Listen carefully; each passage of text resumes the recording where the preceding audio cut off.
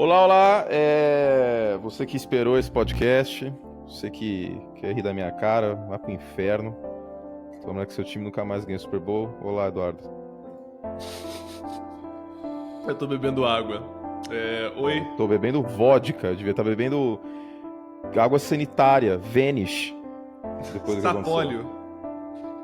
Tinha um cara lá da minha escola que quando acabava o sabonete, ele oferecia sapólio pra lavar a mão. Eu falava, não, cara. Tô tudo bem. E você, Antônio, como é que tá? Eu não tô bem, né, cara? Eu não tô nada bem, como você esperava que eu estivesse. Eu tô pegada teco do Marcus Williams. Você ficou parecido comigo que nem agora. A diferença é que você já viu o seu time ganhando o Super Bowl, né? Eu não... Exatamente. E, cara, não tem um jeito pior de perder uma partida, né? Não tem. Tem. O do Marcus Williams é o Orconcourt. Eu não acho, não, cara. Eu acho que esse kick no upright, Você acha que é pior? eu acho que é pior, cara. Cara, eu acho pior. Eu não sei. Os dois são horríveis, assim. Mas pelo menos, sei lá, é milagroso, tem alguma coisa. É brabo, é brabo. É difícil de qualquer jeito. Vamos lá, né? Qual que é a pauta desse negócio? A pauta começa pelos técnicos. Depois a gente fala do wildcard com calma. Não, vamos falar desse jogo dos Bears no final aí. Isso, última né, coisa. pra eu estar um pouco melhor psicologicamente. Não consegui gravar podcast ontem. Fiquei assistindo Star Wars comendo Ben Jerry, com cobertor e ar-condicionado ligado. E tô gordo, tô um Nelore, tô me sentindo gordo, né? Que eu comi exageradamente na ceia de Natal e etc. Antônio, Oi. tem um burburinho aí no Twitter, hein? Que Burburinho de quê? você. Contratação de Não, técnico? você Eu o quê? postou uma imagem com uma companheira de trabalho. As pessoas estão fazendo fanfic já. As pessoas já estão fazendo fanfic. Eu quero saber a veracidade dessas informações.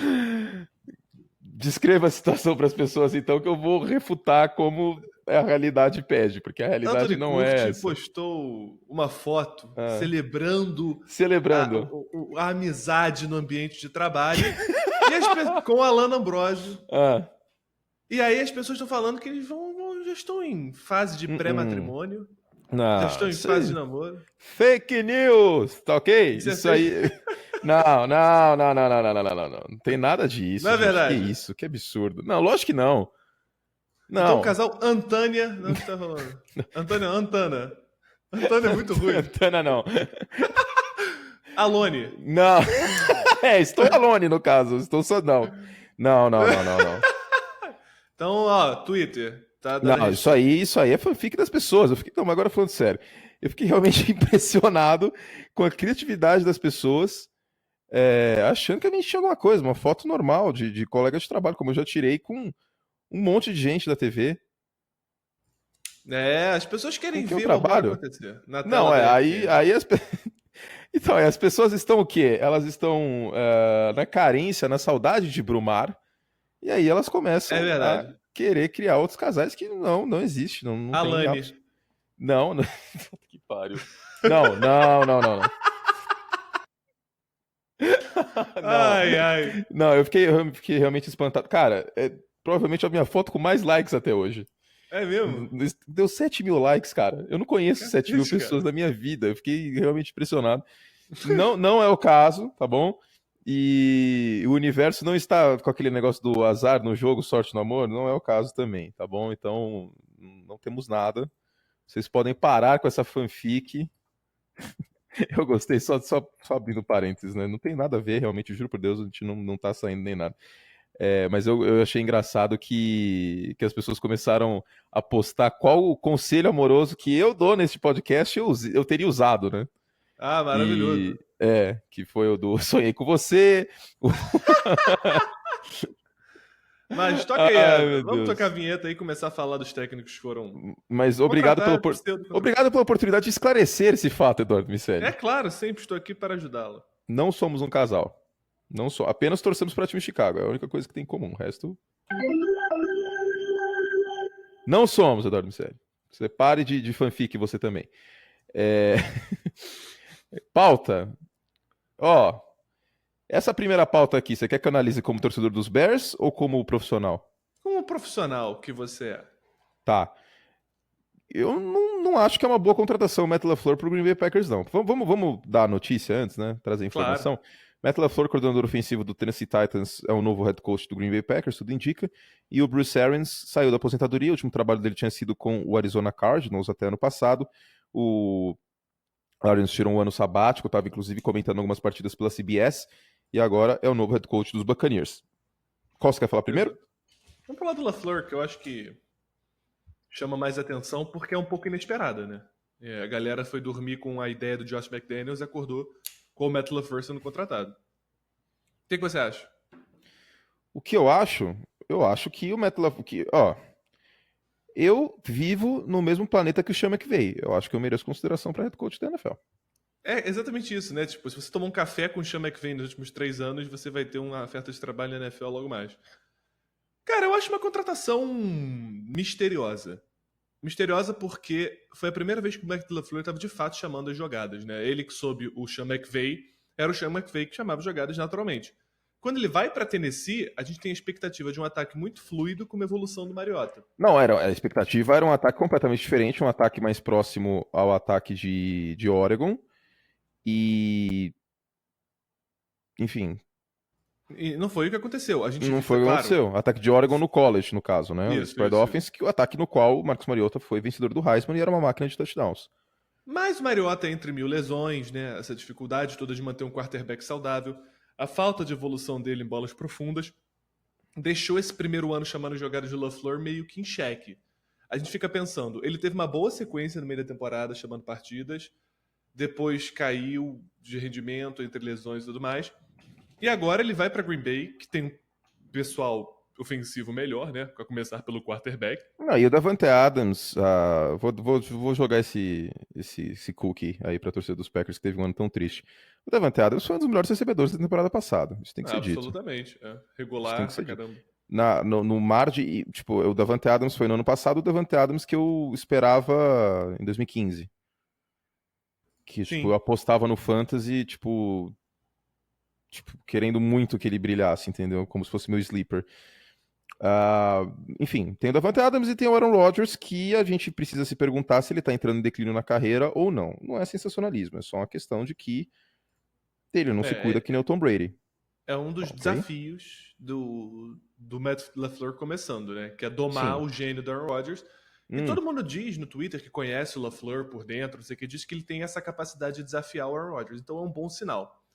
Agora, talvez tenha sido o fiel da balança para a contratação dele, inclusive. sim. E agora, duas perguntas. O LaFleur vai dar esse salto de qualidade que ele não deu em Tennessee? É um trabalho bem difícil. B, quem vai ser o coordenador defensivo?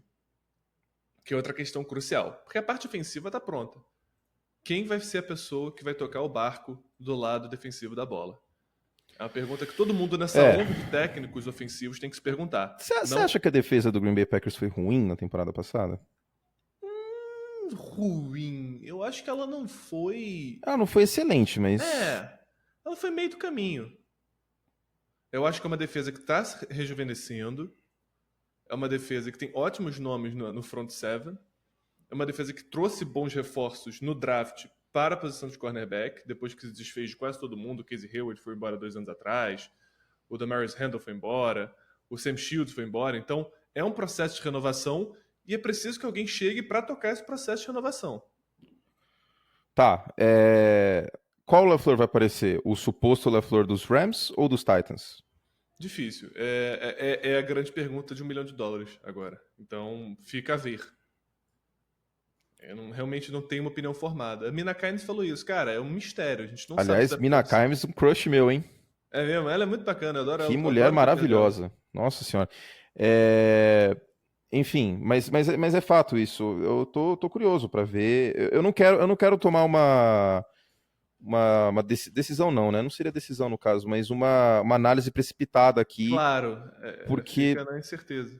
Porque sabe por quê? A gente já errou em tese isso um pouco com o Frank Wright, que a gente chamava o Frank Wright de rainha da Inglaterra, do Philadelphia Eagles, e o Frank Wright concorre para ser o técnico do ano.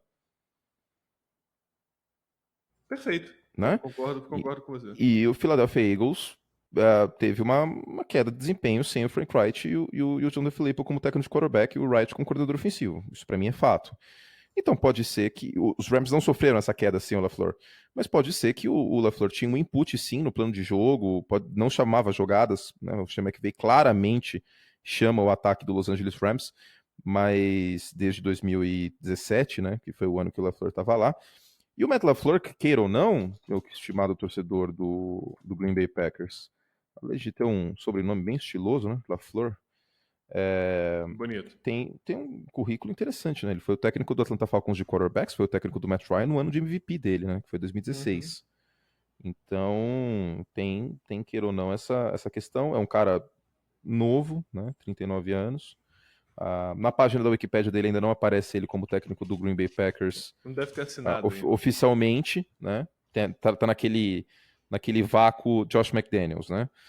E a árvore de treinadores do LaFleur é a seguinte: ele trabalhou com Gary Kubiak, com Mike Shanahan, com Dan Quinn, com Sean McVay e com Mike Vrabel na última temporada.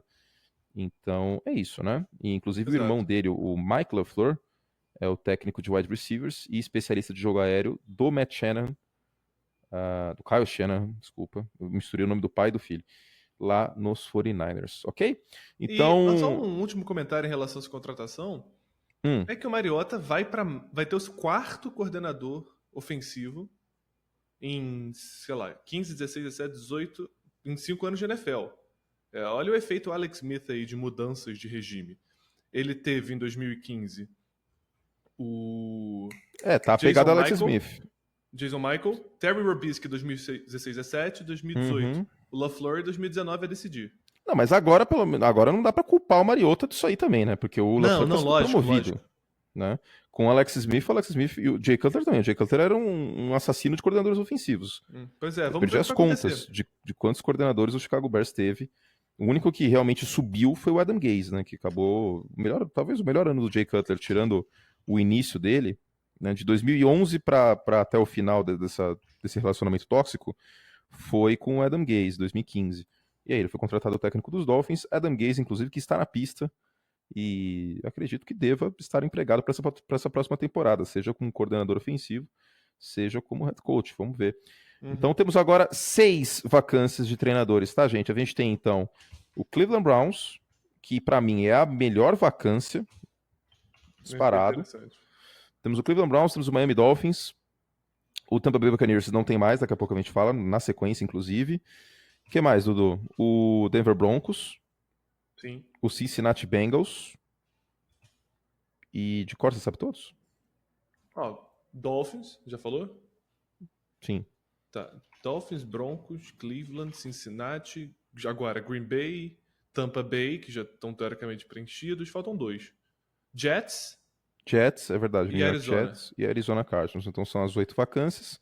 Agora sobram 6 para essa sequência. Bom, Bruce Arians é uma contratação que eu gostei bastante, viu? Eu também adoro. Eu gosto muito dele. O Tampa Bay Buccaneers acertou, assim, na mosca. Eu achei fantástica a contratação. Bruce Arians fez um trabalho de revitalização na carreira do Carson Palmer. O Jameis Winston, não sei se eu vou comprar esse golpe de novo ou não, mas reza a lenda, tá melhorando no extracampo, tá amadurecendo. Porque uma coisa meio doida a idade do Jameis Winston, né? Ele tem 25 anos, ele é de janeiro de 94, ele acabou de fazer aniversário. O cara tem 25 anos e tá indo pro segundo contrato já, né? Ele tá na opção de 5º ano. Tem quarterback que chega na NFL com 23, e o Jameis Winston tá desde 2015. Sim, é impressionante. Então, assim, acho que a palavra que define o Jameis Winston em tudo é imaturidade. É imaturo na escolha de decisões dentro de campo e fora de campo.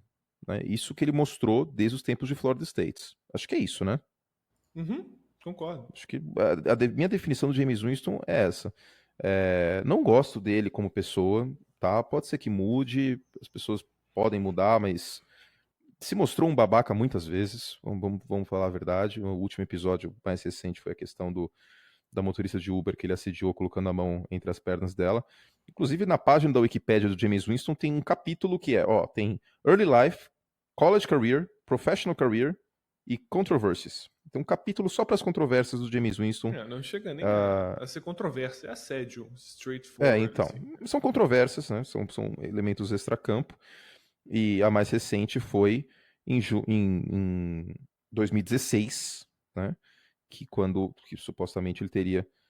Supostamente não, né? Foi praticamente comprovado, não tem imagem do fato, mas né, por simples lógica aristotélica o bagulho foi comprovado que ele assediou, tanto que ele mesmo assumiu a culpa, né? Ele, até para suspensão ser reduzida, nos Estados Unidos existe essa figura da barganha. Mas enfim, né? Eu conversei com alguns torcedores do Tampa Bay Buccaneers e alguns deles me disseram que desde que ele foi pai, né? Que agora ele é papai, ele estaria mudando, né, como pessoa e que ele é um cara e assim, verdade seja dita, ele é um cara bem quisto no grupo dos Bucks, Uhum. né? Sim. Então assim, não gosto da pessoa de Miss Winston, eu espero estar errado, eu quero que o mundo tenha só pessoas boas, não vou falar que eu quero que ele continue fazendo besteira fora de campo. Agora, na parte de dentro de campo, um ataque aéreo vertical do Bruce Arians pode ser fantástico em Tampa Bay com o Deshaun Jackson, ok, não o Deshaun Jackson de 5 anos atrás, mas o Deshaun Jackson, o Mike Evans, que é um dos mais subestimados da NFL. Sim, ele teve uma temporada brilhante que ninguém fala. E, cara, olha só, a experiência em trabalhar com quarterbacks é o que sobra pro Bruce Arians. Ele tava lá em Indianapolis quando o Peyton Manning foi draftado, ficou lá 3 Nossa, o currículo temporadas. dele é um absurdo. É bizarro. O Ele esteve currículo. muito tempo Inclusive, em fica a dica Pittsburgh. aí, gente. Deixa eu interromper, Eduardo, tô meio Faustão hoje, desculpa, eu vou me controlar, mas eu preciso falar isso que tá dentro de mim. Quarterback Whisperer, livro do Bruce Arians. Leiam, tá? Se vocês conseguirem ler em inglês, importem, não tem imposto de importação o livro, procurem na Amazon que tem. Siga, Dudu, aí eu completo com o currículo inteiro dele aqui, que já tá aberto na minha Tá aberto Wikipedia. aqui também. Pittsburgh Steelers, quer dizer, ele foi em Cleveland entre 2001 e 2003. Em Pittsburgh, de 2004 a 2011, né, entre wide receiver coach e coordenador ofensivo. Foi o primeiro coordenador ofensivo do Andrew Luck, e quando o Pagano teve que cuidar da leucemia dele, ele assumiu como head coach, e foi um dos responsáveis pela ressurreição do Carson Palmer em Arizona, chegando aí à final de conferência de cacete. Então, bicho, é o cara perfeito para ajustar o Jameis Winston de vez. Sim, exatamente. Excelente análise. Basicamente é isso. O Bruce Arians lapidou o Ben Roethlisberger, que, guardadas as proporções no início da carreira, é uma pegada do Jameis Winston. Inclusive, o Ben Roethlisberger tem polêmicas fora de campo. Péssimo. Né? Não vamos entrar no mérito, mas... Um bostão né? também, né? O Ben é uma baita de uma diva, né? Eu não sei se a gente vai ter tempo de falar isso, mas o Pittsburgh Steelers virou um Keeping Up with the Kardashians, assim, absurdo.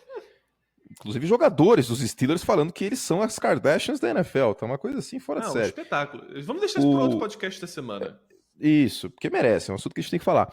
E o Arians pegou, então, revitalizou a carreira do Carson Palmer, lapidou o Ben Roethlisberger e também o primeiro ano do Andrew Luck, que foi o melhor ano do Andrew Luck, tirando este agora. Eu acho, pelo menos, que 2012 foi o melhor ano dele. E o primeiro ano do Peyton Manning, cara. Também, 98, ele foi técnico do Peyton de 98 a 2000, né?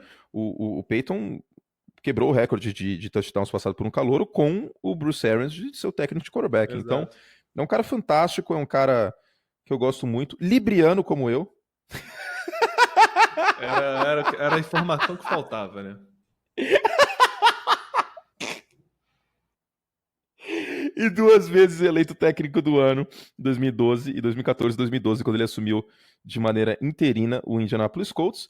E parabéns aí ao Chicago Bears, que optou por escolher aí para a vaga de head coach o Mike Trestman, em vez do Bruce Arians. Foi algo que na época eu fiquei bastante feliz. E eu não supero. Vocês percebem que eu não supero as coisas, né? Então, enfim. Técnicos, é isso. Algo a mais, meu querido Eduardo Miceli? Você tem algum match, já que você está fazendo fanfics com a minha pessoa? Eu não, né? O Twitter, no caso. Não. Você está alimentando esse fogo. Você tem algum match que você gostaria de ver entre treinador e equipe? Não tenho nenhum match específico. Tem o nosso Ryan Gosling do college na pista, hein? O Cliff Kingsbury. Ele tá rodando por aí, né? Tá rodando, já ninguém sabe mais se ele é coordenador ofensivo de USC, se não vai ser. E o Kingsbury que trabalhou com vários quarterbacks que tiveram sucesso na NFL, né? O mais recente, o Pat Mahomes. Exatamente. Vamos ver o que vai acontecer. Não sei se o Josh McDaniels vai sair para algum time. e ele vai assumir no lugar do Josh McDaniels como coordenador do Bill Belichick, o que é possível, o que é uma aclimatação na NFL. E fica a ver. Não tem nenhum match que eu gosto de paixão, não. Não tem nenhum que você... Nenhum casal que você vai shippar. De cabeça, cara, acho que não. Eu tenho que pensar um pouquinho. Pergunta hoje que na próxima podcast eu respondo. Tá bom, então o Eduardo Miceli vai maturar essa ideia. Praticamente uma costela no bafo. Exatamente. Inclusive, agora a gente vai começar, gente, porque eu recebi reclamações de alguns ouvintes, a separar as groselhas entre os segmentos, tá? Em vez de ser no meio dos segmentos. E a culpa é minha. Eduardo Miceli é um rapaz mais focado na pauta. Eu tô na bagunça. Então... Rapaz, eu tô um Nelore, viu? Mas hoje eu voltei à dieta. Você tá na dieta também? Eu tô na dieta desde terça passada, academia certinho. Tudo certo. Tudo certo. O que você almoçou hoje? Eu comi um poke, cara. Um poke? Um poke de quê? Eu comi um poke. Tem um monte de seu poke aqui que eu peço. Que aí eu peço atum, peço salmão, cebola, pepino, arroz integral, um shoyuzinho em pan, um cream cheese pra dar um grau. Mas cream cheese engorda. Mas o cream cheese com academia não engorda. Tá, você tá indo sério na academia, então. Todos os dias. Todos os dias? Só não fui no domingo, desde terça passada. Olha só. Eu tenho que criar vergonha na cara porque eu tenho academia no meu prédio, cara. Porra, cara, não tem nem como, tá ligado? Então, eu tenho que criar essa vergonha aí, porque eu tô um Nelore. Minha cara está inchada também por causa do uísque, né? Que eu tive que compensar aí essa derrota do Chicago Bears. E... Enfim, daqui a pouco a gente vai falar mais sobre ela, infelizmente. Bom, sobre minha dieta é isso, sobre a dieta de Eduardo Miceli é isso, vamos aos jogos.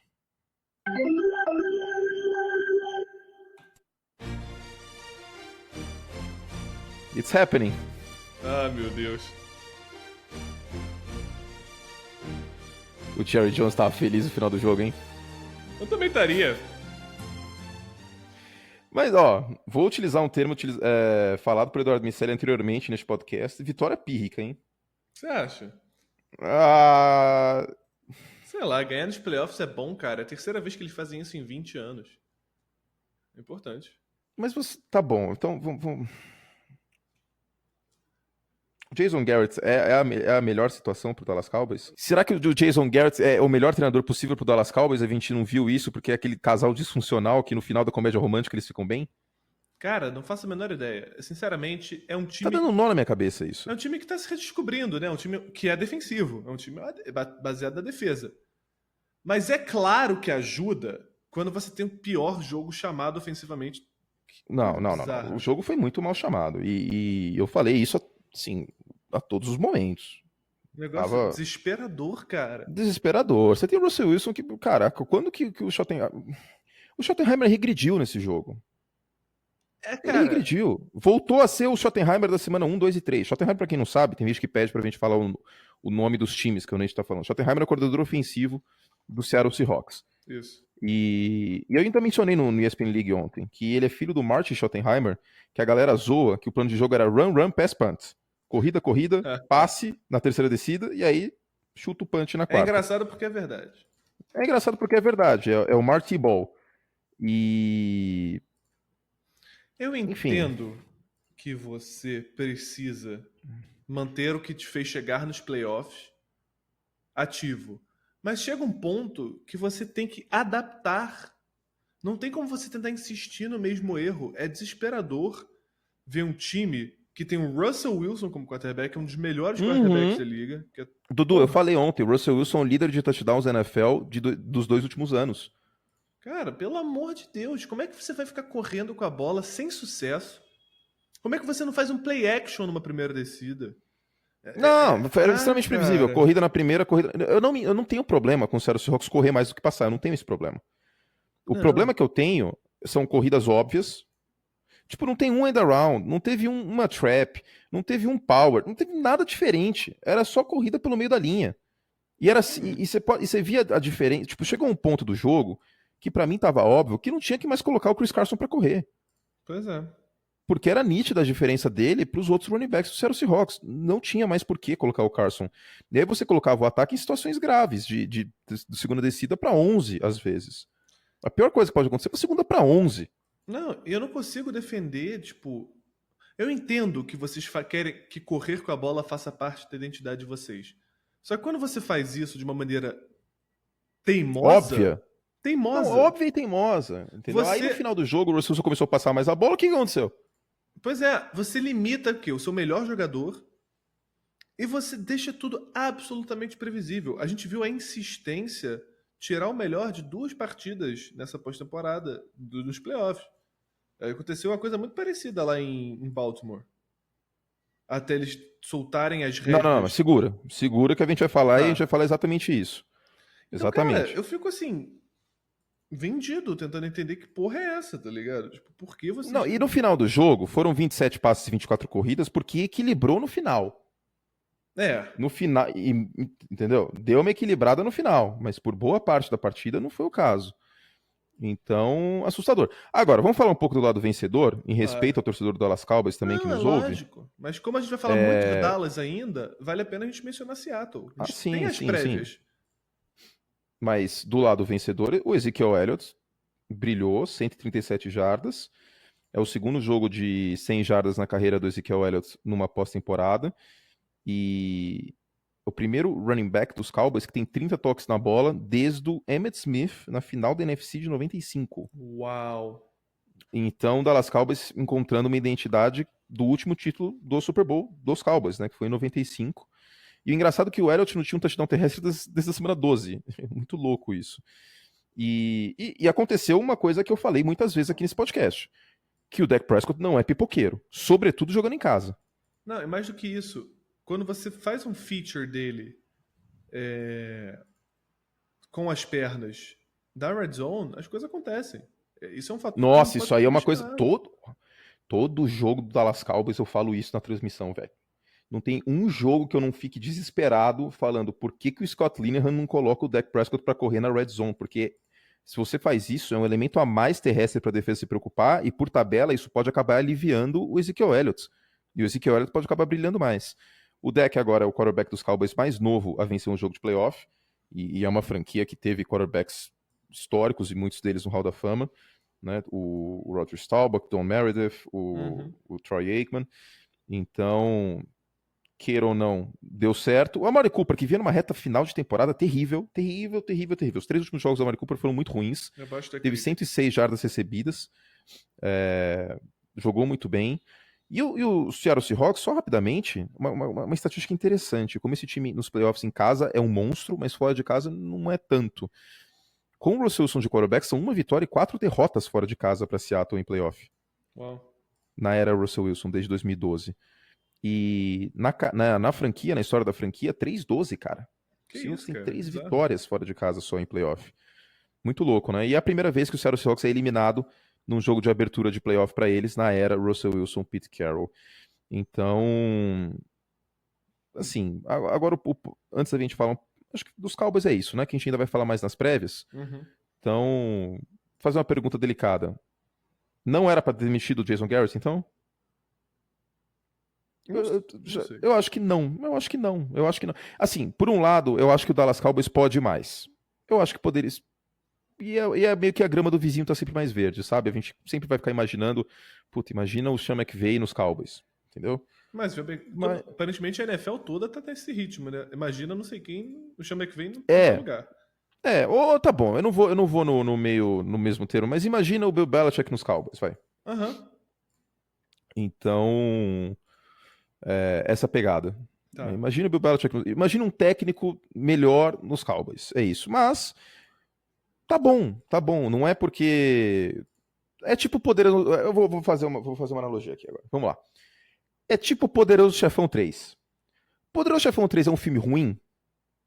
Não. Não é um filme ruim. Só que quando ele é comparado a Poderoso Chefão 1 e Poderoso Chefão 2, aí a galera olha e fala: Puta, que filme horrível. Mas não é um filme ruim. Não, não é. O Jason Garrett, como técnico do Dallas Cowboys, não é um técnico ruim. Mas não é o Poderoso Chefão 1. Não. Entendeu? Excelente analogia. Eu tô muito feliz com essa analogia, cara. Foi bom mesmo. Muito obrigado.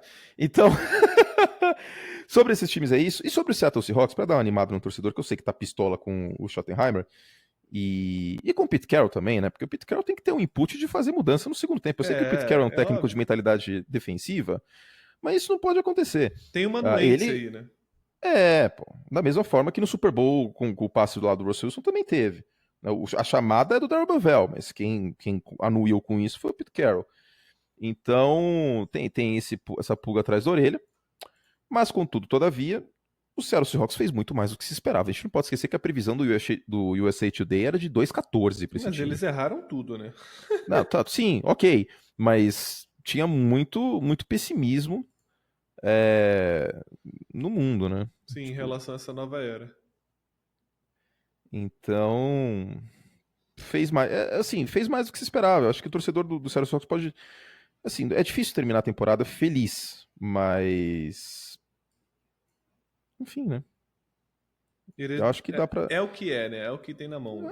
É o que é. Acho que foi mais longe do que o próprio torcedor do Seattle Seahawks esperava antes da temporada começar. Né? É difícil ser. Eu acho que o torcedor do Seahawks vai querer dar um soco na minha cara por falar isso. Mas é isso, foi mais longe do que se esperava. No início da temporada o time começou bem mal. E pouca gente imaginaria que o Seattle Seahawks ia estar praticamente classificado na semana 15, semana 16. Ano passado foi na Bacia das Almas e foi eliminado. Um time em reestruturação que desmontou a Legion of Boom, que agora é Legion of Hum. Né? Então, enfim. Sobre este jogo é isso. Então, meia hora de podcast já, que maravilha. Dudu,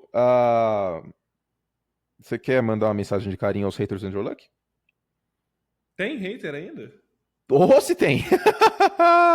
Gente, eu recebi uns tweets. Recebi uns replies. Com essa linha ofensiva, qualquer um. Não! As pessoas são doentes, cara. As pessoas são muito doentes. Ele fazia assim ali. Ou as pessoas começaram a ver futebol americano esse ano, ou elas estão querendo ser idiotas, ou elas não viram ele jogando nos últimos anos. Não viram. As pessoas. Cara, eu tô com essa teoria aí, que tem gente que não assiste o jogo, cara. É lógico, eu acho que a galera gosta de cagar regra. Entendeu? Acho que é um grande prazer do ser humano é cagar regra. Entendeu? É bizarro, é umas coisas assim, tipo. Os Rams são favoritos contra os Cowboys no final de semana? São. Mas, tipo, uma galera. Como assim? Os Rams não vão chegar ao Super Bowl? Eu falei assim, gente, vocês viram algum jogo dos Rams em dezembro? Não foi bonito. E aí teve até um cara que foi muito honesto, um seguidor que foi muito honesto. Eu achei bem legal, cara. As pessoas têm dificuldade de mostrar que estão erradas e mostrar fragilidade, por assim dizer. Ele virou e falou assim, cara, com o horário de verão eu confesso que eu assisti menos jogos em dezembro. E eu acho que isso rola, cara, porque claro rola. Ao contrário nos Estados Unidos, as pessoas não têm tanto hábito de viajar no fim do ano.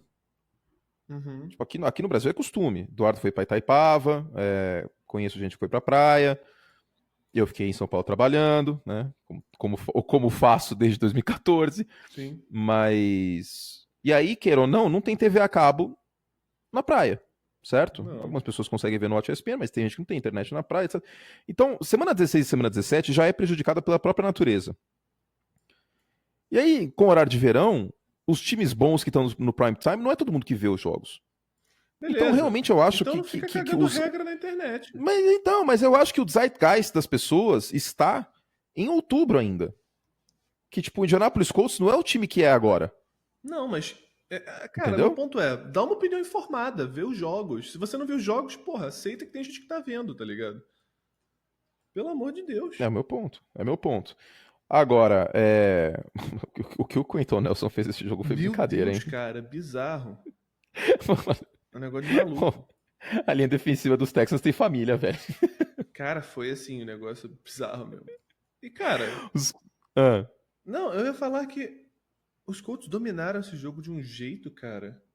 Um jeito sem precedentes. A maior vitória fora de casa nos playoffs de um time de margem de vitória desde 95 no Wild Card contra os Chargers, pela franquia Indianapolis Colts. Não, a última vez que os Colts massacraram... o Peyton Manning nunca fez isso. Isso não aconteceu na era Peyton Manning. De 98 a 2011, os Colts nunca ganharam fora de casa nos playoffs por uma margem tão grande. O último quarterback dos Colts a ter vencido dessa forma chama-se, sabe como? Jim Harbaugh. Coisa maravilhosa. Então, é realmente formidável. O que você quer falar primeiro? Mais dos Colts ou do lado dos Texans? Cara, os Texans eram um time em descompasso. Eu só tenho que fazer uma comparação. Porque os Colts estavam esse ano em claro processo de reconstrução. Ok. Com o Frank Reich, novo técnico, com o Andrew Luck voltando à NFL depois de um ano parado. Com o time mais jovem da liga, se você tirar o Adam Vinatieri da equação. Só que eles ficaram muito bons muito rápido. Muitos créditos para o Chris Ballard por ter enxergado essa classe, para o Frank Reich por ter construído o ataque da forma que construiu, para o Matt Ballard Eberflus. pegou... Nossa, esse cara aí tá Que voando. trabalho que ele tá fazendo, surreal. Surreal. Então, cara, esse time que ano que vem tem não sei quantas escolhas de segunda rodada, tem escolhas de primeira rodada, tem 100 bilhões de cap. Puta merda, velho, tem essa escolha dos Jets. Tem, cara. Nossa, Esse mãe time- do céu, eu tinha esquecido que isso aconteceu. Eles estão em posição de ser um time, porra, bizarro pelos próximos anos. Só que isso já está acontecendo na temporada 2018-2019. Por mais que eu acredite que os Chiefs são um time que vai bater os Colts no próximo final de semana, eu não duvido que os Colts vão lá e façam um jogo de uma posse. Porque a defesa dos Texans, teoricamente, é boa. A pressão chega. Tudo bem que o Quentin Nelson jogou bem. No segundo tempo, o Andrew Luck não precisou jogar bem. Mas na defesa dos Chiefs, eles vão pontuar como eles quiserem. Isso vai ficar pra prévia. Eu acho que tipo, vai ser muito mais fácil anotar pontos na defesa dos Chiefs do que na defesa dos Texans. E você vai precisar anotar pontos. É um time que achou no Andrew Luck, pro Andrew Luck, um ataque terrestre, uma linha ofensiva e uma defesa jogando plena capacidade. Bicho, é difícil de parar, cara. O Andrew Luck, quando tem base, você sabe que ele não vai errar o passe. Não vai. Não vai. Eu tava ouvindo o podcast do The Ringer esses dias, aproveitando sobre o jogo terrestre dos Colts, e o Eduardo Misseri deles falou assim, cara, tipo, será que as pessoas assistem o college mesmo? Porque tem uns caras que ele falava assim, que ele acompanhava a Universidade de Miami, né? Quando ele era mais jovem, sabe? Que, tipo, ele via e que, tipo, saía no meio do draft assim, e falava assim, esse cara saiu no meio do draft, ele é bom pra cacete. E eu tenho essa impressão com alguns jogadores, cara. O Marlon Mack é um cara que eu falo, como esse cara saiu no meio do draft? O Desmond King, cara, eu lembro dele em Iowa. Eu olhava e falava, como esse cara não saiu na primeira rodada? Tipo, eu não consigo entender. Claro que tem muitos erros tal, mas tem uns jogadores que eu olho e falo, como isso aconteceu, velho? Entendeu? Então, tipo, o Marlon Mack é um deles. O Marlon Mack, eu sou, tipo, fã do Marlon Mack desde os tempos de college, desde os tempos de South Florida. Comentei bowl dele, por exemplo. E é um cara que eu falei assim, mas esse cara, quando ele foi draftado pelos Colts, eu falei, puta, vai dar certo isso. Entendeu? Então, o processo de draft ainda é muito incerto. Por mais que existam certezas, como o Quentin Nelson, você virar agora e falar que você achava que o Quentin Nelson era ao pro antes de começar a temporada, meu amigo, você não está fazendo mais do que sua obrigação. Não tem que ficar se gapando isso aí não, velho. Pelo amor de Jesus amado, cara. Não. Falar eu avisei do Quentin Nelson é pagar mico. Porque todo mundo sabia já disso aí. Agora, por mais que exista esse aspecto, e o próprio aspecto do Andrew Luck, que era o melhor prospecto desde o Peyton Manning, é a grande tríade de quarterbacks, né? Prospectos. John Elway, Peyton Manning e Andrew Luck. Que, tipo, chegando na NFL de uma maneira com um piso na casa do cacete. Eu nunca vi um piso assim. E o Andrew Luck é o melhor prospecto que eu avaliei. Você vê vídeo do Andrew Luck em Stanford, é inacreditável. Tipo, ele faz progressão de passe de uma maneira que 95% dos quarterbacks do college football não fazem. Então, até por conta disso, eu estou chamando a atenção já há algum tempo para o Trevor Lawrence, quarterback de Clemson, que é o primeiro calouro a vencer uma defesa do Nick Saban no college. Esse menino, quando chegar na NFL, ele vai ser rotulado como o melhor prospecto desde o Andrew Luck. Você acha? Vai. Tem que acontecer uma catástrofe assim, monumental, monumental, salvo lesões, que tô batendo na madeira, Deus queira que não aconteça, o Trevor Lawrence, porque, mano, o cara fez progressão de passe como calouro no college, vai pro inferno, velho. Olha o que o cara fez com a defesa de Alabama. Ontem teve um passe que, tipo, tinha um defensor de Alabama que tava, sei lá, velho, tava a 30 centímetros dele. Ele conseguiu acertar a bola, não ficou com medo do defensor, tomou a porrada e completou um passe, tipo, um back shoulder de 25 jardas. Que eu fiquei olhando e falei assim, cara, não é possível, esse moleque é gato. Tipo, é tipo Copa São Paulo com aqueles caras de 30 anos jogando. Não é possível, né? Ele não é calouro. Então. Acabei de abrir o Twitter. Responda aí ao Murilo Zandona que você já fez essa pergunta. Ah, tá, manda bala. Abre aí, muito obrigado ao nosso ouvinte aqui que as pessoas estão embarcando nessa fanfic. Amém. Então é isso. Do lado dos Texans, aconteceu o óbvio, né? A linha ofensiva dos Texans é um cocô em chamas, é a Detroit do Robocop. O Deshaun Watson teve que correr para 76 jardas, porque não há linha ofensiva. E foi o Não há. alento ofensivo que eles tiveram quando o Deshaun Watson começou a carregar a bola. E tudo em É, e scramble. aí o DeAndre Hopkins sozinho não tinha que fazer, cara. Não tinha que fazer. Os Colts foram um time mais completo, ponto. Um time que ganhou. Como todo mundo imaginava, esse jogo foi vencido nas trincheiras. Sim. Né? A linha ofensiva dos Colts muito melhor, a linha defensiva dos Colts melhor. Não tem nem como ser pior que a linha ofensiva dos Texans, que era de longe a pior dos playoffs. E o Marlon Mack teve 148 jardas, melhor marca de um running back dos Colts na história da franquia. O Luck teve 2 touchdowns e uma interceptação. E agora o Andrew Luck tem 4 vitórias e 3 derrotas em pós-temporada. 0-2 contra os Patriots, 4-1 contra os outros times. Os Colts não cederam um sec, tá, gente? É o 7º jogo nessa temporada que os Colts não têm sec cedido. Há rumores que isso é bom, né? Não, é inacreditável. É inacreditável. A média dos Colts é 1 sec por jogo. É um sec por jogo. E, cara, assim... São 18 sacks em 17 jogos. Era uma oportunidade de ouro para os Texans essa temporada, a verdade é essa. Porque a partir de agora, eu acredito que Indianapolis vai ser o nome da AFC South. Um time chegou lesionado em termos de corpo de recebedores, isso é muito preocupante. Então, o Deshaun Watson estava off, teve o corte no dedo. O DeAndre Hopkins sofreu um problema no ombro, que ele jogou todo machucado o jogo inteiro. E, bicho, o que a gente vai fazer do Bill O'Brien daqui pra frente? Ele chega nos playoffs, mas ele nunca comparece. Ah, mas eu não acho que ele tem que ser demitido, cara. Não. Eu tô perguntando, tipo, pra onde vai agora? Ué, pra onde vai que o time tem que investir em linha ofensiva? Se os Texans tivessem linha ofensiva e mais um recebedor pra ajudar o DeAndre Hopkins, eu não acho que a partida teria tido o desfecho que teve. Não, eles têm os recebedores. Eles não tinham eles disponíveis para jogo. Tá, Eles têm o então eu Will vou. Fuller. Tá bom, justo. Eles estavam machucados. Mas a linha ofensiva é um absurdo. É uma negligência grande, né? É negligência. Eu já mencionei isso algumas vezes no podcast, que se eu fosse torcedor dos Texans, eu já teria processado o time por negligência. Ainda tá em tempo, ainda não prescreveu essa ação. Então.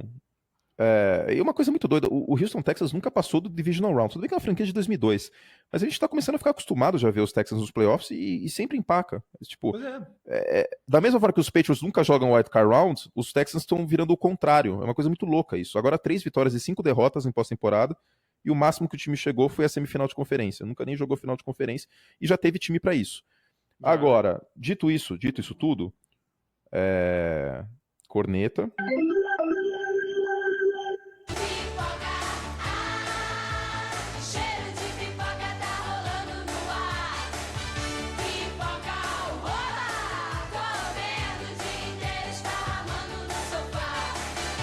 Vamos lá, temos mais 2 jogos para falar, mas temos o prêmio Kirk Cousins da semana, que tá difícil, viu? Tá difícil. Não vou dar o prêmio pro Corey Parker, porque o chute foi desviado, não é justo. Sim, sacanagem. Não é justo. Então, já ele não está elegível para mim. Se você quiser votar nele, você pode votar, mas eu não acho justo você votar no cara ser pipoqueiro, sendo que o chute foi desviado. E o chute não é que o chute foi baixo. Não. O chute foi desviado na linha pelo Hester, um time de especialistas contra o Chicago. Agora, eu tenho meus votos aqui. Você quer dar os seus primeiro? O que você quer? Meu voto é técnico. O meu voto é o Brian Schottenheimer. É o Schottenheimer e o Mornhinweg. E o Mornhinweg, certamente. Os coordenadores ofensivos de Seattle Seahawks e Baltimore Ravens. Respectivamente. Pra mim, são os pipoca da semana. O Lamar Jackson não tem culpa, é um menino de 21 anos. Ele é vítima nessa situação. Me desculpa, mas ele é vítima. Entendeu? Ele fez mais do que se esperava. Eu não tô passando pano, não. Da mesma forma que o Josh Allen fez mais do que se esperava em Buffalo. Sim. Tá bom ainda, nos 2 casos? Não tá bom. Eles nem Josh Allen, nem Lamar Jackson vão ser MVP ou ganhar Super Bowl jogando do jeito que eles estão jogando agora. Não vai acontecer. Não tá bom ainda, mas que foi melhor do que esperado, foi. O Lamar, por exemplo, em termos de mecânica, ele ainda junta muito as pernas. Isso é uma coisa que ele tem que mudar, que tá acontecendo desde a época de Louisville. E não mudou ainda. Então ele precisa ser lapidado com isso, por exemplo. Mecânica, uma coisa básica. Claro. Agora, os planos de jogo dos dois times foram um desastre, principalmente não houve ajustes até quando né, Quando a vaca já tinha tinha... ido pro brejo. Exatamente. É isso, cara. Então, Vamos falar então de Baltimore e Los sim, Angeles? sim, sim. Vamos Primeira falar então de coisa, Baltimore e Sacramento Chargers. quero aqui fazer o prêmio anti-pipoca da semana. Mas aí esse é o troféu Domingão. Troféu Domingão de técnico É. vai pro Gus Bradley. Brincadeira, galera! O coordenador Vai. defensivo mais careca de Los Angeles. O Gus Bradley, galera! Então, Cara, a sua imitação do Faustão é um dos melhores momentos da minha semana, cara. Eu espero que pro nosso ouvinte também seja. Não cansa, simplesmente não cansa. Eu cogitei no domingo à noite te mandar um áudio pedindo pra você imitar o Faustão um pouco pra me dar um pouco de alegria. mas cara, o Gus Bradley chegou, botou 7 defensive backs, ou seja, a gente fala muito da nickel defense, né? A gente fala do planejamento que é dime, que são 6 defensive backs. Ele botou 7, seria o quarters defense. Porque, né, nickel, dime, quarter nas moedas E americanas. safeties, que fique claro, né? Que isso é safety. importante. Então, eles tinham, a partir atrás do front seven, uma versatilidade, uma velocidade de adaptação que deixava sempre a possibilidade de melar a jogada do Baltimore Ravens. Os Ravens mudaram muito pouco do plano ofensivo que eles jogaram 2 semanas atrás com os Chargers para essa partida. Então, por exemplo, sei lá, quando o Lamar Jackson estava em pistol, ou era jogada A ou era jogada B. Os pés do Ronnie Stanley estavam sempre... Se o pé tá na linha, vai ser uma corrida. Se o pé estiver um pouquinho para trás, vai ser um passe. Enfim, foram muitos poucos ajustes que eles fizeram nesse intervalo. E, cara, foi um plano de jogo fantástico.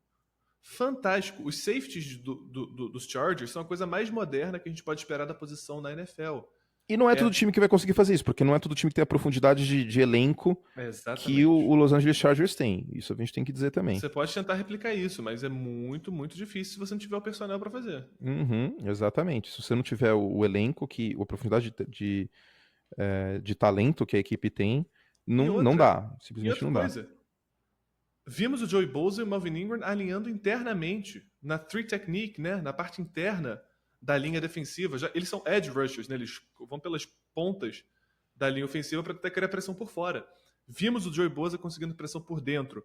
Então, toda essa alternância, essa versatilidade é a marca de uma grande defesa, é a marca de uma defesa muito, muito sólida que está pronta para o desafio desse final de semana que enfrentar New England lá na Estrela da Morte. É uma defesa que topou o desafio. Topou o desafio. Né? Topou o desafio, que nem o Neymar quando topou o desafio de jogar no Paris Saint-Germain, a defesa dos Chargers topou o desafio de jogar com 7 defensive backs. E o Gus Bradley tá de parabéns. A passagem do Gus Bradley pelo Jacksonville Jaguars como head coach foi tão ruim que a gente esqueceu do trabalho que ele fez como coordenador defensivo do Seattle Seahawks. Sim, exatamente. A gente esqueceu e foi injusto.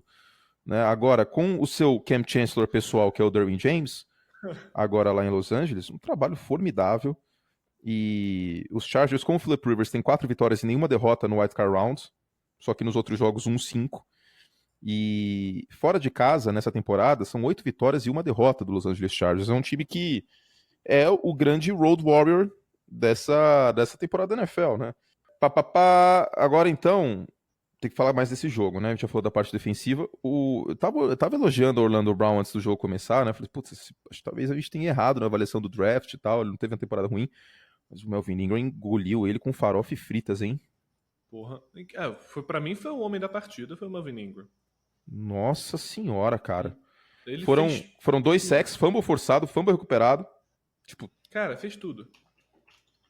Wrapping up plays, aquela coisa, né? Finalizando jogadas em todas as partes do campo. Um trabalho, assim, formidável. Cara, de bater palma pro trabalho dos Chargers defensivo. Porque deixou Baltimore em uma situação péssima o jogo inteiro. E é isso que você precisa fazer para ganhar nos playoffs. Pois é. É realmente incrível. E Lamar Jackson teve 25 jardas aéreas em 3 quartos, e aí mudou o plano de jogo, e ele teve 169 nas 3 campanhas finais. Quando você tirou as rédeas dele, ele começou né? Exatamente, entendeu? Tipo, A rédea é a expressão aqui que faz todo sentido. Parabéns, inclusive. Porque é a que define essa situação. O Mornhinweg colocou rédea nele. Agora vamos endereçar o elefante na sala. Você teria colocado o Joe Flacco? Não. Pelo Desenvolva. seguinte motivo. Você flerta com a possibilidade porque o Joe Flacco já se mostrou bem cedido. Mas a torcida dos Ravens já tá reclamando do Flacco há anos. Você encontrou um cara que ajudou muito o seu time a ter o spark ofensivo para chegar na pós-temporada. O Joe Flacco não vai estar no time ano que vem. Não. Você tem esse cara que vai ser o futuro da franquia de 21 anos de idade. Você vai queimar o cara, você vai tirar a confiança dele, uma confiança que no quarterback é provavelmente a coisa mais importante que tem pra... Porra, cara, você não faz isso. E o argumento mas deixar ele em campo nesse jogo ruim não é tão ruim pra confiança dele, ou pior do que tirá-lo? O que você responde a esse argumento? Não, ele tá jogando jogo de playoff, cara, em casa. Primeira vez que ele tá fazendo isso. Tem que estar exposto à situação de pressão pra poder construir casca. São raras as pessoas que chegam prontas em termos de maturidade emocional na NFL. Dá a chance pro moleque fazer o que ele tem que fazer, cara. Eu assino embaixo. Que bom. É a minha opinião também.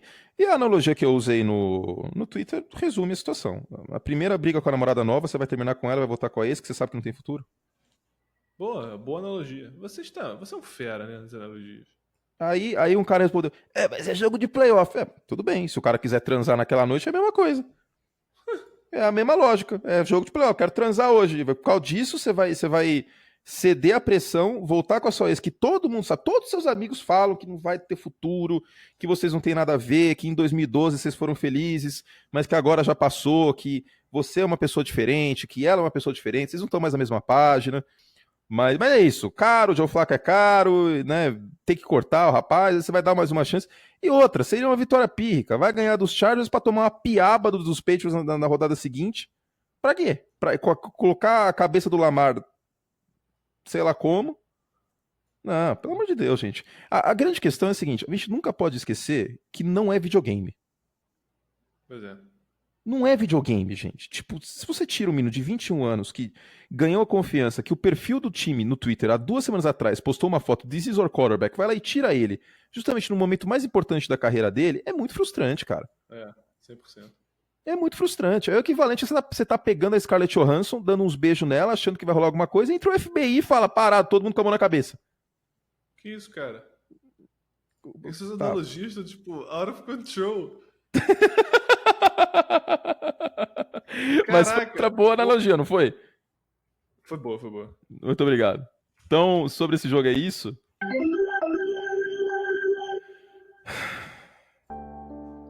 Chegou a hora. A famigerada hora. Essa hora é chegar no finalzinho do podcast pra você que já tava triste. Os Bears não mereceram ganhar esse jogo. Não. Olha só. Pra tudo Começar que por o aí. Trubisky fez de bem no segundo tempo, ele não fez no primeiro. Ele teve 3 passes no primeiro tempo que foram dignos de turnover. E que por um milagre eles não aconteceram. Inclusive que teve revisão da arbitragem. É uma coisa triste, porque era um playoff. Essa música tá me deixando aberto. bem chateado, eu vou tirar. Tira. Era um playoff tão aberto e era uma chance tão clara de Chicago chegar lá. Porque ano que vem a gente não sabe o que vai acontecer em termos de cap, não tem muito espaço. Foi uma temporada mágica. Não, para, velho, para. Eu sei de tudo isso, eu concordo, cara. Ai, meu Deus do céu. Nossa, tá dando uma angústia, velho. Puta merda. Porque mesmo que os Colts percam agora, eles têm muito caminho pela frente. O Chicago agora tem uma interrogação.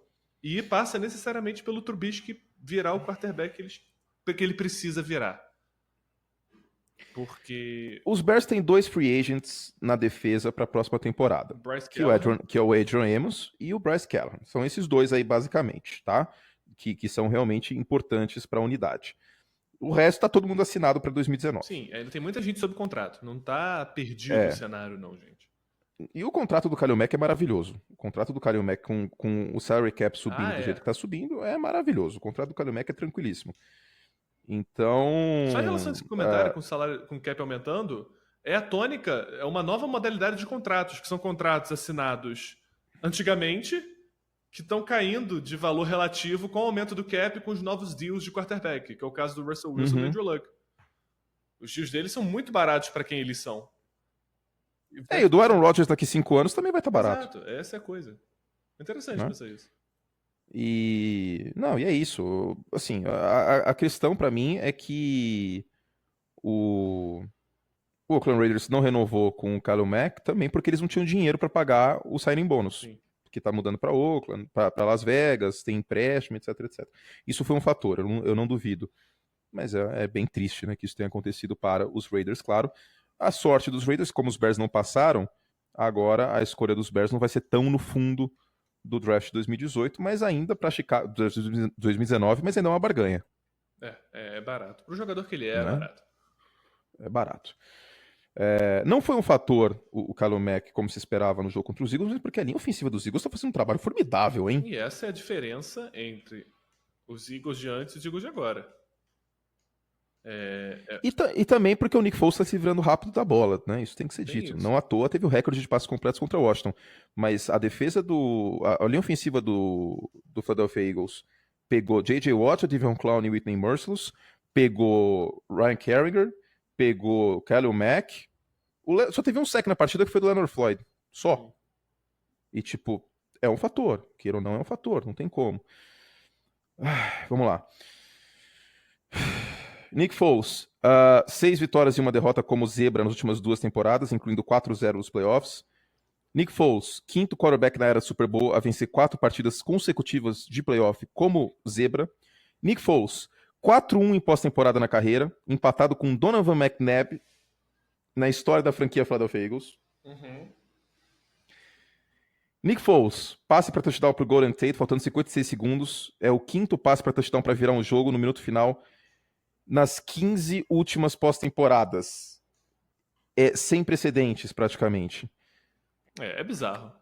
Só o Eli Manning e o Jim Plunkett têm mais vitórias como zebra em playoff. O Eli Manning em 2007 e 2011 teve 7 vitórias como zebra.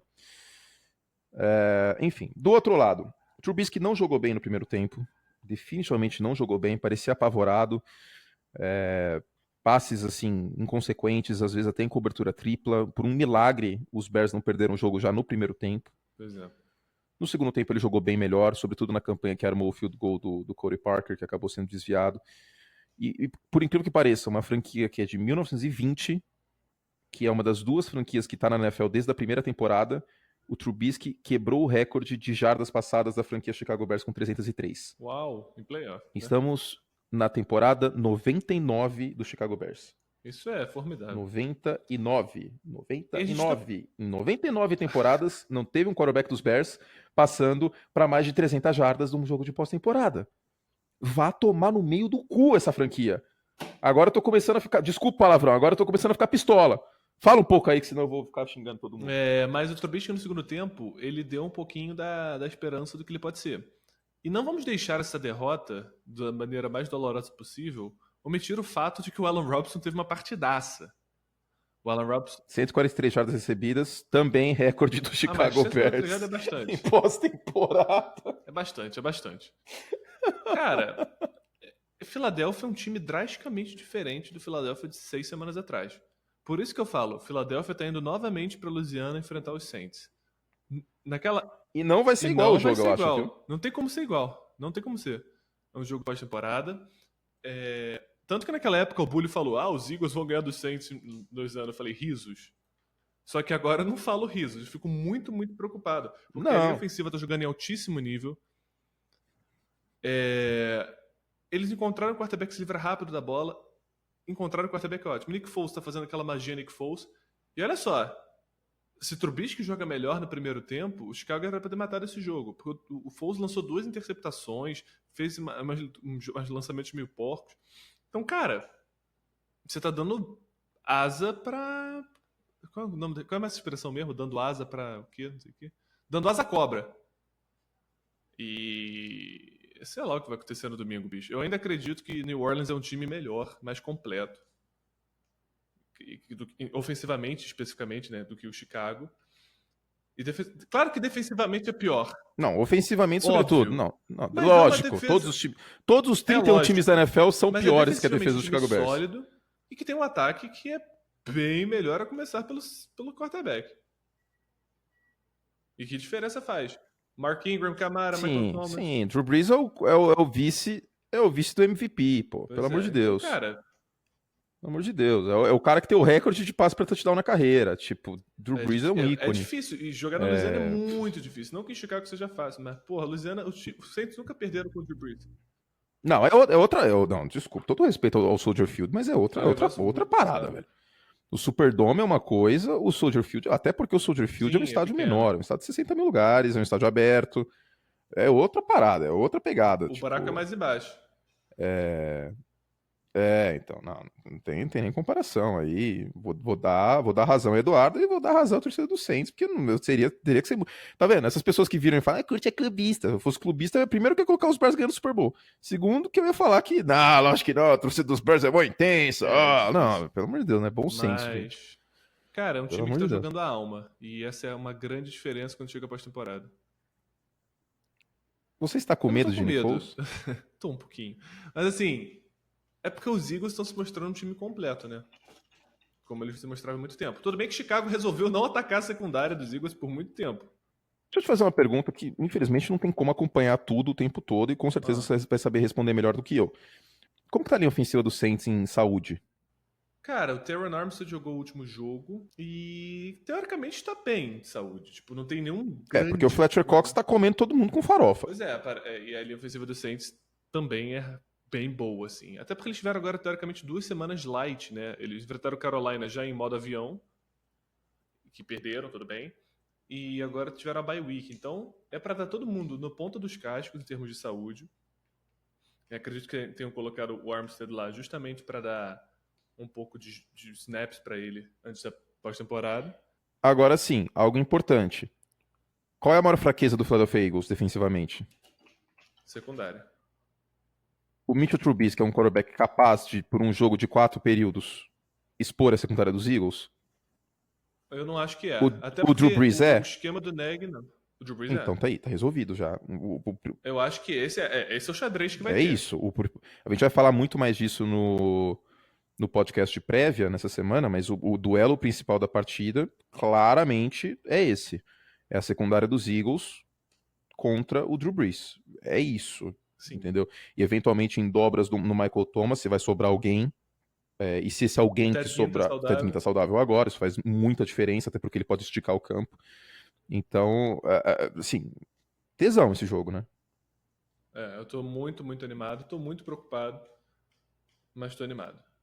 Muito bueno. Mais alguma consideração sobre o Chicago nesses pontos? Não, eu acho que você começou falando tudo que eu mais temo.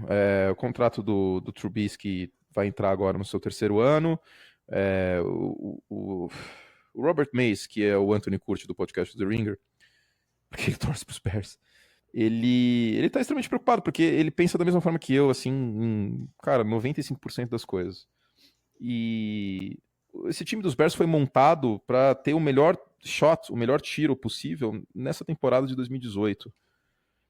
Então, é muito difícil que o time dos Bears seja uma versão melhor dele mesmo na próxima temporada. É muito difícil, porque o Vic Fangio muito provavelmente vai ser head coach em algum lugar. Já era para ter sido. O Fangio ter ficado, o Fangio ter ficado com a chegada do Matt Nagy já foi um milagre. Já foi um milagre. Então, ficaria bem surpreso se o Vic Fangio não conseguisse algo, porque, cara, são muitas vacâncias. Eu sei que coordenadores defensivos estão em baixa, até pelo histórico Steve Wilkes, Vance Joseph e etc. Só que o Wilkes e o Joseph não fizeram o trabalho de coordenador defensivo que o Vic Fangio fez. O Vic Fangio tem a melhor defesa da NFL por muito. Com todo respeito à defesa dos Ravens e à defesa dos Cowboys, que pra mim são as outras duas do top 3. Mas foi fantástica a temporada dos Bears e muito provavelmente ele vai ser assediado. Resta apenas saber se ele quer ou não. Esse é o único fator. Se o Vic Fangio quer continuar ou não. E eu não acho que ele vai querer continuar. Então... Eu não tenho certeza se ele não vai querer, não. Cara, eu tô bem pessimista. Assim, para começar, que eu acho que o Vic Fangio não vai continuar. Em segundo, que eu acho difícil o que o Adrian Amos volte, porque os Bears não têm muito espaço no teto salarial. Os Bears não têm tanto espaço também para assinar com novos jogadores de free Tem agents. 20 milhões e poucos de Não acho que os Bears vão fazer nenhuma contratação de peso na free agency. Já fez, que foi o Allen Robinson. Então, Barato, inclusive. Barato. Assim, ele poderia render mais com outro quarterback que não seja o Trubisky? Poderia. Se o Allen Robinson estivesse no Saints, por exemplo, tenho certeza que ele teria números melhores. E ele mesmo tem uma parcela de culpa nisso, né? A reta final de temporada dele foi muito melhor. Agora, assim, novamente, os Bears, tudo indica que não serão uma versão melhor de si mesmo na próxima temporada, a menos que o Mitchell Trubisky dê um salto de produção. Se o Trubisky não der um salto... Eu vou resumir. O Trubisky tem que jogar todos os jogos de 2019 como ele jogou o último quarto contra o Philadelphia Eagles. É isso. Não, é claro que Ele fez lançamentos maravilhosos, back shoulder, teve um passe pro Terry Cohen, que ele estava pressionado, ele lançou sidearm em movimento e foi perfeito. Se ele jogar assim, com mais consistência, se ele fizer isso mais vezes, os Bears têm uma chance muito boa de pelo menos vencer a NFC North de novo. Se você me perguntar hoje, Curte, os Bears são favoritos para vencer a divisão norte da Conferência Nacional no ano que vem? Não. Porque para mim não tem favorito a NFC North para a próxima temporada. Neste momento. Não tem. Se você colocar uma arma na minha cabeça, eu vou falar que são os Bears, porque são os atuais campeões. Mas os Vikings vão se reestruturar e tem um elenco bom. Claro que o Kirk Cousins tem que parar de pipocar, mas tem um elenco bom e tem que reforçar a linha ofensiva. O Green Bay Packers está num ano de ressaca e a gente, queira ou não, tem que respeitar um quarterback Hall of Famer. Sim. E o Detroit Lions vai estar no seu segundo ano com o Matt Patricia e o Detroit Lions terminou a temporada num tom alto. Terminou a temporada num bom tom. Então, não diria com toda certeza que isso vai acontecer. Até porque a gente tem um histórico de dificuldade de manutenção de defesas jogando em alto nível. Isso eu escrevo no meu livro. Se você ainda não tem meu livro, eu recomendo, inclusive, que eu tive que pagar IPVA, tive que pagar um monte de coisa. Então, preciso ganhar dinheiro agora, tá? Então, compre uma nova futebol americano. Dou até o cupom podcast, actionshop.com/profutbol, comprem. E eu digo lá o seguinte, é muito mais fácil você manter uma consistência ofensiva de um ano para o outro do que uma consistência defensiva. E o Peyton Manning nos Colts está aí para não me deixar mentir. Porque com o quarterback você consegue sustentar isso mesmo com peças diferentes. O Peyton começou a carreira passando para o Marvin Harrison e no final da carreira dele nos Colts ele estava passando para o Anthony Gonzalez. Entendeu? O Tom Brady começou a carreira passando pro Patton, pro David Patton e está agora passando para o Amendola. Desculpa, pro Amendola não, pro Edelman. Então, tipo, né? Com quarterback é mais fácil. Agora você pega as defesas. A defesa dos Bucks de 2002, 3, 4 anos depois já não era mais a mesma unidade. A defesa do Seattle Seahawks de 2013, 3 anos depois já não era mais a mesma unidade. A defesa dos Broncos de 2015, 3 anos depois já não é mais a mesma unidade. Mesmo que o Von Miller ainda esteja lá, da mesma forma que o Khalil Mack vai estar nos Bears daqui 3 anos. A defesa dos Jaguars do ano passado já não foi mais a mesma unidade que neste ano. Eles perderam o Aaron Colvin, que parece algo tipo completamente nada a ver, mas eles perderam o slot o nickelback, o cornerback do slot, e já fez uma diferença em alguns jogos. Então, consistência defensiva depende de muito mais peças, e é difícil na NFL atual, com teto salarial, com draft, etc., você manter essa consistência de um ano após outro, com o agravante de perder possivelmente o Vic Fangio. Então, estou bem pessimista. Se o Trubisky não evoluir, se o Trubisky não jogar muito melhor do que ele está jogando nessa temporada, se ele não tiver mais jogos como teve contra o Tampa Bay Buccaneers, não estou falando que ele tem que ter 6 passes para touchdown todo jogo, mas se ele não tiver números de gente grande e parecer cada vez menos um quarterback que anda de rodinha, já era. Já era. O Trubisky vai ter que compensar. Vamos arredondar para terminar. O Mitchell Trubisky vai ter que compensar a fraqueza, entre aspas, da entre-safra, da ressaca da defesa do Chicago Bears, como qualquer defesa na NFL. Vai ter que compensar o vale, né? Se ele não... Isso, se ele não compensar, não tem como. Se ele não compensar, os Bears não vão longe. É isso. Os Bears irão longe. Nessa temporada os Bears irão longe apesar do Mitchell Trubisky. A partir da temporada que vem, os Bears irão até onde o Mitchell Trubisky permitir que eles possam ir. E é isso. E neste momento, eu acho que eu tenho uma expectativa boa? Não. Eu não tenho uma expectativa tão boa como eu gostaria. Teremos mais uma intertemporada inteira com o Matt Nagy, lapidando o Trubisky. E que Deus permita que os Bears possam ter mais uma chance de jogar uma partida de playoff. O resultado final foi terrível pra mim, claro, mas eu tava com saudade de sentir isso. Eu não sentia isso desde 2010. Eu não sentia isso desde a época que o São Paulo ia longe na Libertadores. Então, eu tava com saudade de sentir isso. Durante a partida, poucas vezes na minha vida eu me senti tão vivo como no domingo à noite. Por mais que o resultado tenha sido ruim, o esporte é isso. Me proporcionou tantas e tantas emoções diferentes. Raiva e alívio. E num three and out era alívio. E depois three and out dos Bears era raiva. Interceptação que a arbitragem voltou. Ei, porque o VAR estraga com... Agora eu tô pistolando de novo. São Então, tantas fases que você tá passando nesse podcast, eu tô deixando você falar. Agora eu tô passando agora de novo, né? Então é isso. Eu nunca me senti tão vivo nos últimos 365 dias, né? Porque a gente tá no início do ano. Eu me senti vivo. E o esporte propicia isso. Eu vou tentar escrever uma crônica hoje exatamente sobre isso. Mas eu cheguei a twittar no domingo à noite, depois que a poeira baixou. Eu tuitei justamente isso. E mesmo as pessoas me zoando, lógico, natural, faz parte. Eu acho bacana porque é meio sadomasoquista dizer isso, mas porque há 12 anos contra os Bears perderam pros Colts foi um dia normal na minha escola. E hoje não seria um dia normal. E eu gosto disso. Porque o inverso também se aplica. Porque durante toda a temporada eu brinquei, sigo líder, King of the North, blá blá blá blá. Eu acho que esporte é isso. Então, as pessoas interagirem comigo e tipo, eu não sei se eu sou digno disso, mas eu ter sido um personagem dessa derrota dos Bears foi muito gratificante pra mim como profissional. Por mais que digam que o profissional não pode revelar o time, etc., deu um tempero muito saboroso. Né? Então, estou muito feliz com isso e queria agradecer a todo mundo que interagiu e todo mundo que esperou esse podcast, que eu tenho certeza absoluta que vai ser um dos mais ouvidos, porque é um podcast com tempero. Não é um podcast em cima do muro, não é um podcast chapa branca. E esporte é isso. Esporte é emoção. De razão. Certo? Muito bueno. Então é isso, gente. Fizemos todo o estrago que podíamos. Para mais podcasts, na quinta-feira gravaremos um podcast de sócios e eu já defino o tema, viu? Piores derrotas que vimos nossos times terem em nossas vidas. Então, a você que gostou desse podcast e gostou de leves pistoladas que eu dei, tem pistolada com Caleb Henne e Jay Cutler na bicicletinha. Pra você. E Eduardo Miceli também tem pistoladas de playoff. Né? Alex Smith, por exemplo. Cara, não! Lembra? Vernon Davis. Ele acabou com a minha vida, cara. Bicho. Então, se vocês quiserem sentir aí esse gostinho, vocês estão com veneno escorrendo na boca, terão o quê? Que pagar pra gente